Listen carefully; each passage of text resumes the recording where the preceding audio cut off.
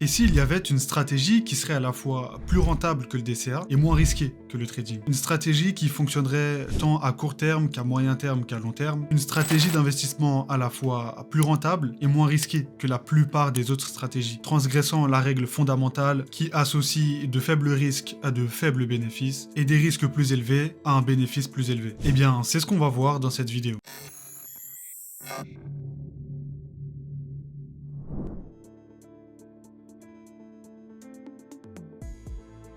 Le DCA, ou Dollar Cost Averaging, est la stratégie d'achat récurrent la plus connue dans l'investissement, notamment en investissement en bourse et en crypto. Cela consiste simplement à acheter un actif de manière récurrente, à un intervalle donné, dans l'objectif de lisser son prix d'achat, sans faire attention au prix exact auquel on achète cet actif-là. Le premier avantage de ce type de stratégie, c'est qu'elle coupe le côté émotionnel de l'investisseur, parce que son investissement est automatique et qu'il ne dépend pas de la situation du marché à un instant T. Et finalement, sur le moyen long terme, ça permet de limiter les pertes. Parce que lorsqu'un investissement est émotionnel, c'est très souvent un mauvais investissement. Et c'est tout bête, mais lorsqu'on a un investisseur débutant, le moment où on a le plus envie d'acheter un actif, c'est très souvent, quand on dézoome sur le marché, le pire moment pour acheter cet actif-là. Rien qu'en regardant Bitcoin en 2023, on voit que les moments où c'était le plus euphorique, où les investisseurs voulaient le plus acheter, c'était à chaque fois sur les tops de marché. Mais à chaque fois, après le top, le prix a retracé. Donc, retirer les émotions d'investisseurs. Ça, c'est le premier avantage du DCA.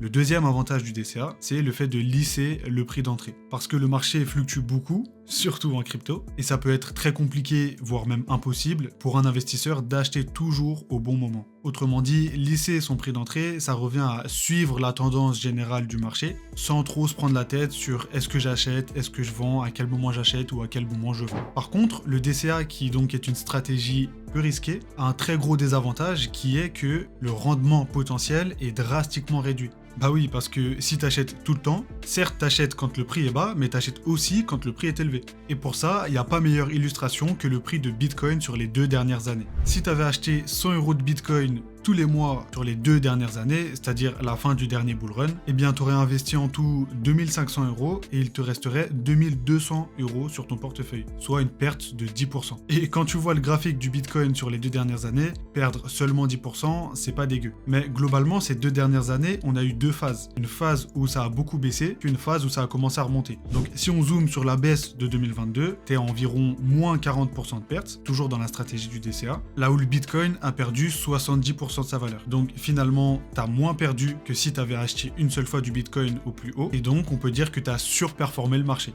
Maintenant, si on ne regarde que l'année 2023, qui a plutôt été haussière, alors ton DCA de 100 € par mois t'aurait amené à environ plus 40%, là où le Bitcoin a pris plus 100% en un an. Donc là, ce qui s'est passé, c'est que t'as sous-performé le marché parce que t'as moins gagné que ce que t'aurais pu gagner si t'avais acheté tout d'un coup au plus bas. Donc globalement, le DCA t'a fait moins perdre, mais t'a fait moins gagner aussi. C'est une stratégie à faible risque et à faible rendement. Bon, ici, notre objectif, c'est de trouver une stratégie qui conserve ces faibles risques, donc les prix d'entrée multiples et non émotionnels, tout en transformant les faibles rendements par de rendements plus élevés. Et justement, il y a un type d'investissement bien connu qui offre de gros rendements. Et ce serait pas une mauvaise idée d'aller voir ce qui se passe de ce côté-là.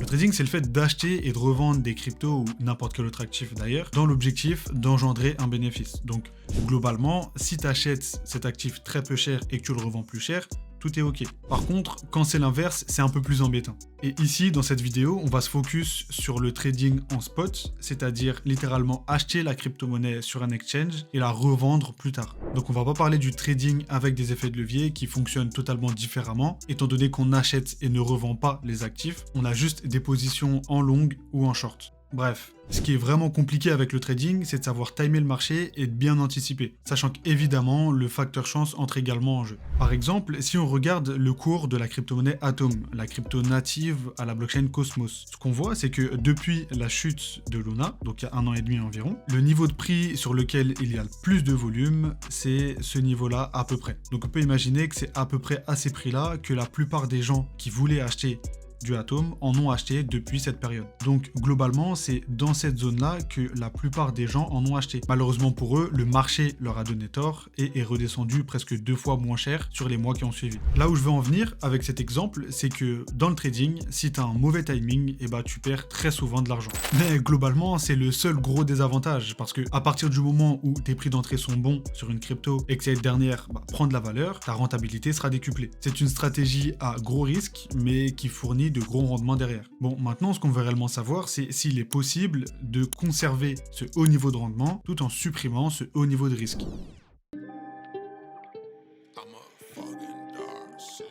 La stratégie ultime est une stratégie qui ne garderait que les avantages du trading et du DCA tout en éliminant leurs inconvénients. Autrement dit, c'est une stratégie qui coupe le côté émotionnel et lisse les prix d'entrée grâce à des achats récurrents, également qui augmente notre rentabilité en timant correctement le marché, tout en limitant et les risques de l'achat unique, qui est de mal timer le marché, et celui de l'achat récurrent, qui est de diminuer le rendement espéré. Bref, c'est une stratégie dans laquelle on diminue ses risques et on augmente ses rendements. Et pour pas trop me fouler, je l'ai appelé le semi-DCA, parce que c'est presque du DCA, mais pas tout à fait. Mais attends, je vais t'expliquer. Le semi-DCA consiste à acheter une crypto en fonction de différents paliers prédéfinis au préalable grâce à de l'analyse technique. C'est tout bonnement un mélange entre du DCA parce qu'on achète plusieurs fois et du trading parce qu'on n'achète pas en fonction du temps, mais du prix, et pour ça on se base sur de l'analyse technique. Parce qu'un exemple vaut 1000 mots, reprenons notre Atom de tout à l'heure. On se souvient que la plupart des investisseurs auraient investi à peu près dans cette zone-là, ce qui leur ferait un retour sur investissement entre moins 40 et moins 45%, à peu près. Maintenant, imaginons qu'on ait décidé d'appliquer un semi-DCA avec les configurations suivantes. Dans un premier temps, la somme totale de l'investissement de base divisée en 3 achats égaux. Imaginons qu'on veuille acheter de base 1000 €, et bien on divisera en 3 fois 333 €. Et ensuite, les prix d'achat seront définis en fonction des confluences entre les order blocks et le Fibonacci. Donc, sans rentrer dans les détails de l'analyse technique, je vais placer les order blocks et le Fibonacci sur le graphique.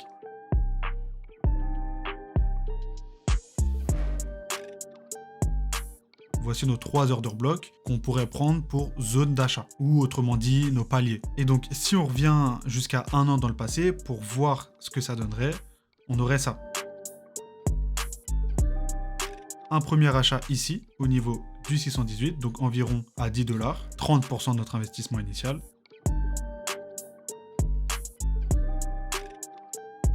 Un autre investissement juste ici, à peu près 8,4 $.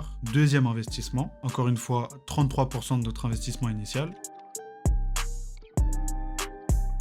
Et enfin, un troisième investissement qui n'aurait pas été déclenché parce que le prix n'est pas descendu aussi bas. Donc 33% de notre investissement initial qui reste de côté, prêt à être dégainé. Donc si on veut faire la comparaison encore une fois sur la même période donnée, l'achat unique aurait donné entre moins 40 et moins 45% de l'achat initial. Donc il resterait 600 € sur les 1000 € de base. Au niveau du DCA, c'est un peu moins pire. Sur la période donnée, imaginons que tu investis 75 € par mois, donc 1000 € en tout, il te resterait 719, soit moins 30% de ton investissement total. Et enfin, pour l'achat par palier, avec un achat à 10 $, un autre à 8 $ et un autre non déclenché, on serait à moins 25% de notre premier tiers investi, à peu près, moins 10% de notre deuxième tiers investi, et moins 0% de notre troisième tiers non investi. Ce qui fait un total de 882,45 € restant sur les 1000 € de base, soit un moins 12% au total. Donc ça c'est validé. En cas de baisse du marché, notre stratégie fonctionne. Maintenant, il faut regarder qu'est-ce qui se passe en cas de hausse du marché. En cas de hausse du marché, c'est un petit peu différent, vous allez voir. On va remonter dans le temps. Imaginons qu'on voulait investir avec la stratégie du semi-DCA il y a tout juste un an, en début novembre 2022. Pareil que tout à l'heure, on va chercher des order blocks. Là, on est bien obligé de remonter dans le passé. Voilà, j'ai pris des trucs plus ou moins cohérents, notamment par rapport à ce qui se disait à ce moment-là. Pour ceux qui se souviennent, à ce moment-là, on parlait du Bitcoin à 16 000 $, mais aussi à 13 000 $, et pour les plus riches, à 10 000 $. Donc, encore une fois, ça sort pas de nulle part. Là, on peut avancer dans le temps. Hop, premier achat, encore une fois, avec un certain pourcentage, imaginons que ce soit encore 33%, qui est déclenché au 16 000 $ plutôt. Mais là, ce qu'on remarque, c'est que nos autres niveaux ont l'air d'être invalidés. Donc, on a investi que 33% de ce qu'on voulait investir. Alors, certes, c'est mieux que d'avoir investi à ce niveau-là, mais le côté positif, c'est qu'il nous reste 66% de la somme totale qu'on voulait mettre. Donc si on se dit que nos anciens prix d'achat ne sont plus d'actualité, dans ce cas-là, ce qu'il faudra faire, c'est en créer de nouveaux. Et donc les 66% qui nous restaient, on peut les rediviser en 3 parties. Bon, je pourrais continuer encore très longtemps sur BTC, mais je pense que tu as compris l'idée. Le semi-DCA, quand le prix monte, non seulement ça te permet d'éviter d'acheter toujours le top, puisque tu attends un retracement pour effectuer tes achats, mais en plus ça te permet d'anticiper les petits, les moyens et les gros retracements. Et comme on peut jamais deviner jusqu'où est-ce que le prix va retracer, et ben ça te permet d'avoir un plan d'action pour chacune des situations. Tu te protèges en cas de trop grosse baisse, et si t'es bon, tu peux même choper le bottom, tout en t'assurant d'avoir un pied dans le marché en cas de hausse inattendue. Dans cet exemple-là, tu comprendras, c'est beaucoup plus compliqué de comparer avec les autres stratégies, étant donné que le point fort justement du semi-DCA, c'est d'être plutôt bon sans forcément être le meilleur dans chacune des situations qui peuvent arriver.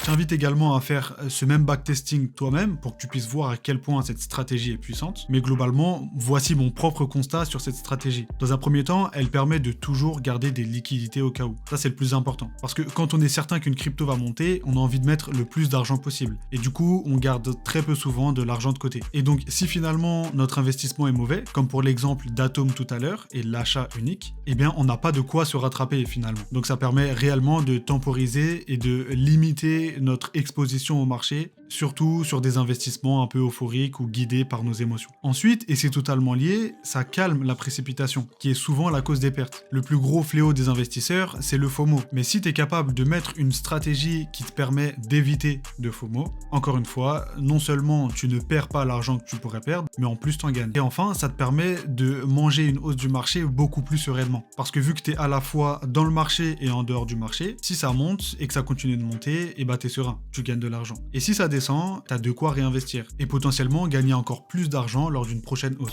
Alors j'en ai pas parlé, mais évidemment, ce qui complète cette stratégie d'achat, c'est la même stratégie, mais à la revente. C'est quelque chose qui est déjà beaucoup plus commun dans l'investissement et que beaucoup d'investisseurs connaissent. Tu vas simplement baser ta stratégie de revente, encore une fois, par palier. Par exemple, les paliers les plus utilisés, j'ai l'impression, c'est de revendre 10, 20, voire 50% de son investissement une fois qu'on a fait x2 sur l'investissement initial. Puis après, revendre encore une partie à x5 ou x6 ou x10. Encore une fois, c'est à toi de définir ces montants. Tu peux également le faire à partir du prix d'une crypto-monnaie. Par exemple, je revends 50% de mes Ethers lorsque le prix d'un seul Ether remontera à 4000 $. C'est assez simple en soi et c'est hyper pertinent de se donner comme ça des limites à nos investissements. Enfin, tout ça appartient à la catégorie du plan d'investissement et je pense que ça mériterait une vidéo complète. Maintenant, ce que je veux que tu retiennes absolument, c'est que cette stratégie, c'est une vraie clé que je t'ai donnée, si tu ne l'avais pas déjà. Maintenant, c'est à toi de te l'approprier en utilisant les paramètres que tu souhaites utiliser. Tu peux utiliser les mêmes que moi, les order blocks, le Fibonacci et la division de l'investissement total par 3, mais tu peux en utiliser d'autres comme des supports, des résistances, des zones de liquidité ou n'importe quel autre concept d'analyse technique, tout en divisant ton investissement initial par 4, 5, 6, 7 paliers, avec certains paliers qui peuvent même être 2, 3, 4, 5 fois plus gros que les autres. Tout ça, c'est à toi de voir et c'est à toi de le décider. En tout cas, merci beaucoup à toi de m'avoir écouté jusqu'au bout. Mets en commentaire le nom d'une crypto qui va péter au prochain bullrun selon toi et on reviendra dans 1 an ou 2 pour voir qui avait raison et qui avait tort. Comme tu le sais, moi ça me permet de savoir qui va jusqu'au bout de chaque vidéo. Et sinon, merci de liker si ça t'a plu, de t'abonner si c'est pas déjà le cas et de me suivre sur les autres réseaux sociaux, notamment X et Telegram. Salut!